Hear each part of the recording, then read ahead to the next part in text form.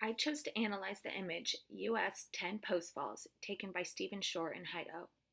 This image immediately caught my eye with the wide range of bright eccentric colors scattered throughout the piece. The fall sign and the old car gave me a feeling of nostalgia and reminded me of the 70s and 80s era, which I've always loved and wish I could have had the chance to live in. I took note of the many compositional elements that stood out to me, including, but not limited to, first, rule of thirds. I feel as if the car and the sign are the focus of the image. If the picture were set up into 9 even cubes, the car and the sign would line up along the intersecting lines. Next, foreground interest. Having the focus in the foreground of the image, in this case, the car and the sign, it adds depth to the field. Shapes.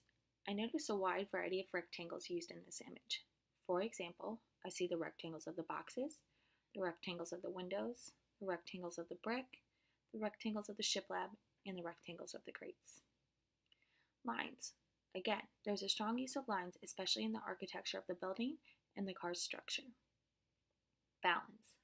There's a balance of elements in this photo on both the left and the right side. I wouldn't go as far to say it is exactly symmetrical, however, it feels as if the image is evened out. Lastly, texture. There's a lot of texture within this image. The texture of the potatoes and the corn, the texture of the dirt ground, the texture of the steel of the car and the trucks, and the texture of the brick building. The meaning I personally took away from this photo is how the simple times were back then. You worked and you went about your day. In today's world, everything's more complicated and hectic. This image gives a glimpse into what used to be. Overall, this photo gave me a feeling of happiness. I love the composition of this photo and how it reminds me of the simpler times back in the day. I enjoy how there is such a wide variety of elements in this piece and that each viewer may see it differently and grasp a different meaning.